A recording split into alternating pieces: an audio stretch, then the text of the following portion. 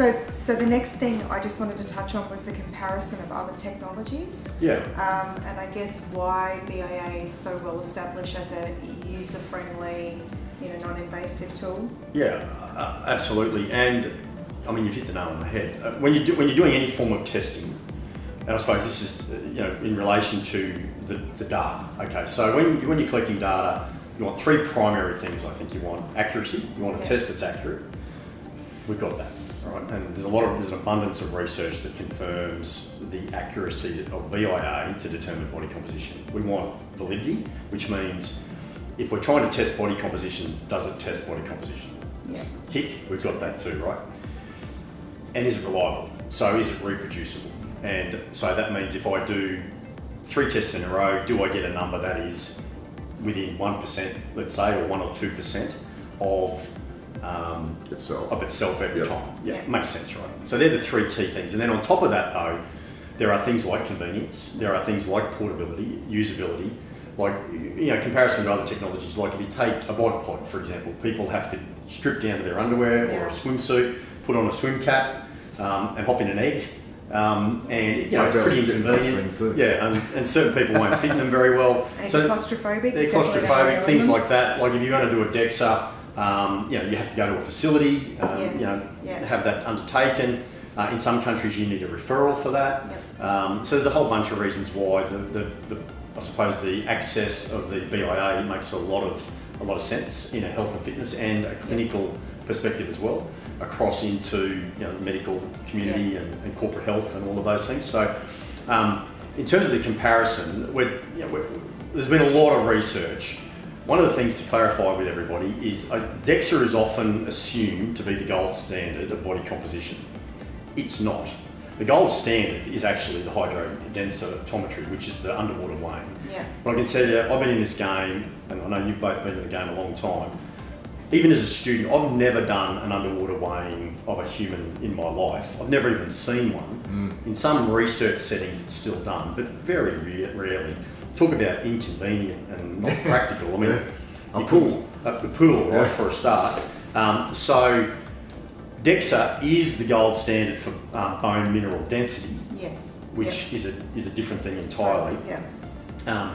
But when it comes to a lot of the studies with BIA are compared to DEXA or compared to bod pod, and we're in the space, we're within 1 or 2%. So that reproducibility, that reliability piece is well established, and there's hundreds of papers on it, and across all populations, athletes, non-athletes, military, you name it. So in terms of the comparison with other technologies, we're talking comparable as good as any of those other features. The other point to make, because I get this question myself, because there are a number of different brands in the marketplace. Sure. Yep. And so some of those from one end of the spectrum to the other. So you have, in my humble opinion, the top end of the range would be the Evolt, where you're doing your scan, you've got your printout, you've got the platform, you've got a whole bunch of additional services that are available off the back of it, recommendations, whole lot of stuff. Right through, I suppose, to the old ones from about 1980, where you held it out in front of you and, you did that one. We did this straight arm to arm. Whatever that was, yeah. So we probably wouldn't rate those the same. I mean, it's BIA, but I compare it to, so for example, if you're going to get an X-ray, right? An X-ray machine, there are National Panasonic, there's a whole bunch of different brands of X-rays or MRIs or any of those sorts of things. An X-ray is an X-ray. An MRI is an MRI, a BIA is a BIA. Yeah. So for people that might want to question or potentially challenge one brand versus another, for me, I just go, there's no conversation here. BIA is BIA. The tech is solid. Yeah. What compromises scan results is not the technology, it's the technique or the methodology that it's implemented. And that usually comes back to the client. Yeah. And that's maybe a misrepresentation or a misreporting of what's in their gut, what they've eaten, what they've taken, that sort of stuff. The other thing, so I think we need to put that to bed, right? Yep. BIA is BIA. And so the other thing is this term DSM BIA. So this direct segmental measurement BIA, which is used in some areas as a point of difference within different BIA machines. Right, yeah. It's not. That comes back to the 5-cylinder model that I'm sure everyone's heard of, where we've got 2 arms, 2 legs, and a core and a torso. Yep.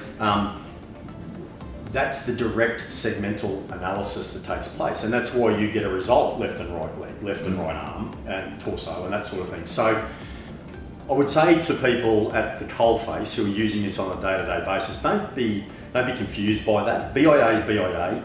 DSM, or direct segmental or direct measurement BIA, is exactly what Evolve does, and it's the same BIA technology as any other provider.